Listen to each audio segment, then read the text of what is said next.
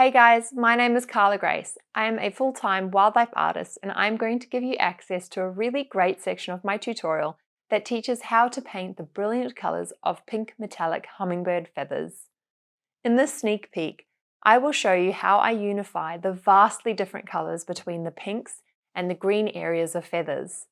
The full tutorial is strongly focused on the color theory behind how to make colors appear metallic, namely how to pair warm and cool colors, how to use dull or neutral tones to enhance the vibrant ones, and how to use high chroma pigments as highlights or lowlights.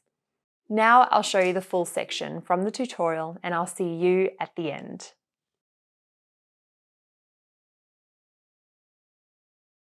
In this section, I'm going to be adding some vibrant pink tones to the green area of this hummingbird's feathers.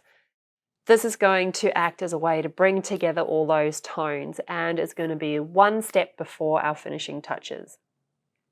During this, I'm going to bring in some shadow tones as well, so there will be a range of the pink midtones that we've been working with, as well as some of the shadow tones to blend and glaze all of these layers together and define those shadows a little bit better. So let's get started. First, I'm going to use some primary magenta as well as the titanium white mixture. I'm going to start with this and then I'm going to slowly change it because I need it to be a little bit more like a coral color rather than that vibrant pink tone.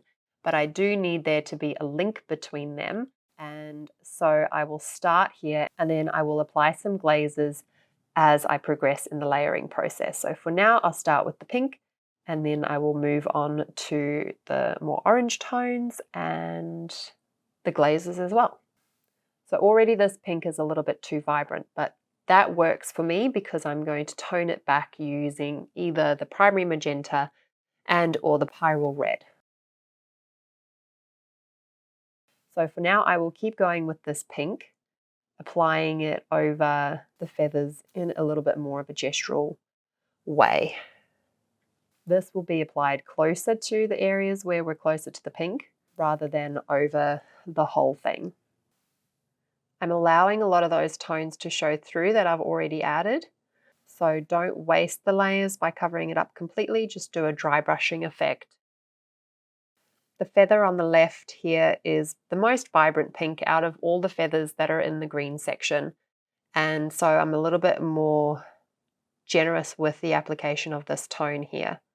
I'm also covering up a lot more of that green, however, I am letting little specks of it show through.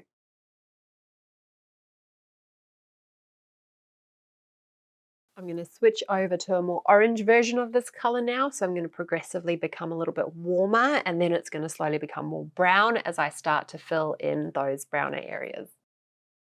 So let us move over to the pyrrole red and the yellow. This is a mixture that we worked with earlier. However, I am going to add a little bit more of the yellow to it, make it a little bit of a stronger orange color, and a little bit of titanium white.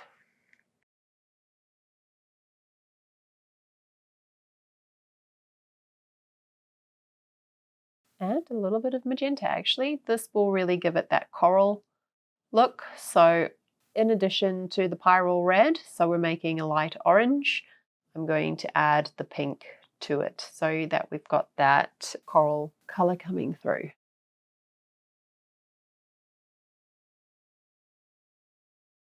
Let's see how this color looks on the painting itself.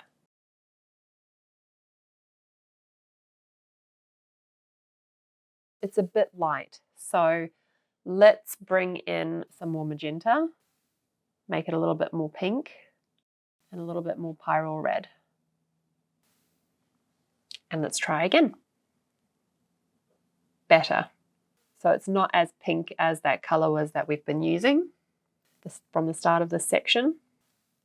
So I'm still going to bring a glaze in. So remember that this is all going to get toned back a little bit with a glaze. In the areas where there is a fair bit more light to this coral color, I'm just going to use that tone that I mixed previously because it is going to work for this area up here, which is rather nice. And I'm going to bring this coral tone into the pink area now, ever so slightly, just to create that link. So especially on the feathers closer to the top section of this painting, I'm going to bring this coral color in. Now I'm going to start making this coral tone a little bit more browned. The reason why I'm making it more browned is because I want to fade it into the shadows a little bit better and create a little bit of a harmony between the muted tones and the vibrant tones. So I'm going to use some burnt umber off to the side, grabbing some of that coral tone, and I'm going to mix that in a little bit. I need some more pyrrole red on the palette.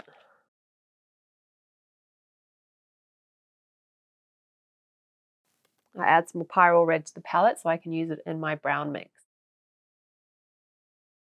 Now I'm going to bring this into the shadowy areas, especially into the valleys between the colours.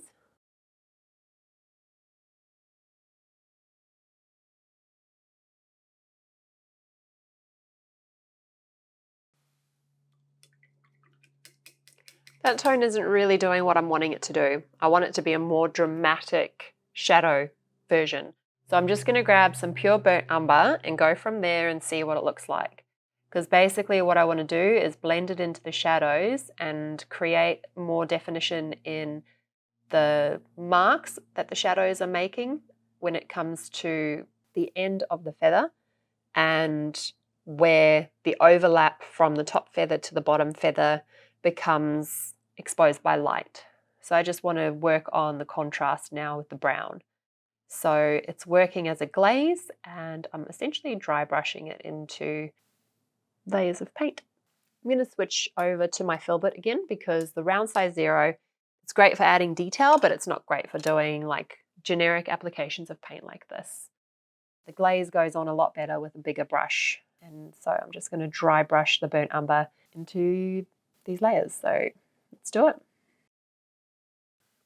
You can use this as an opportunity to add texture to the feather as well, because feathers aren't completely smooth.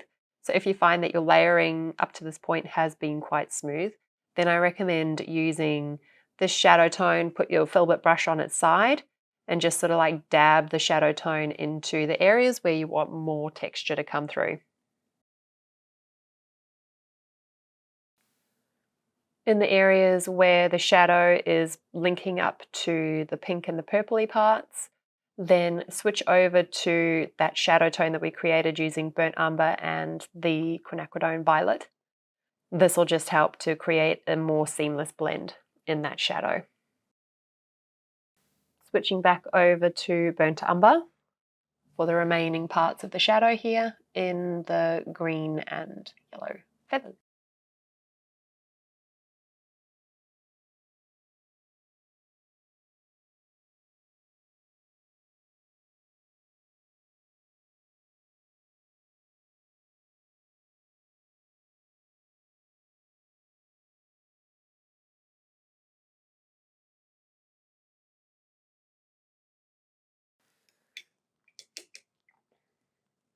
So now I'm going to bring in that same vibrant pink in this little part of the feather here using a glaze.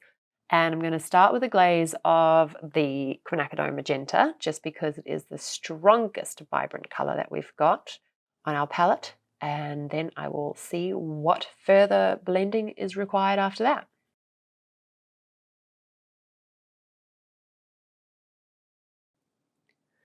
And this leaves me with, yet again, the final stage of this painting, which is the little bits of application of paint that is going to make this pop and come together as a whole.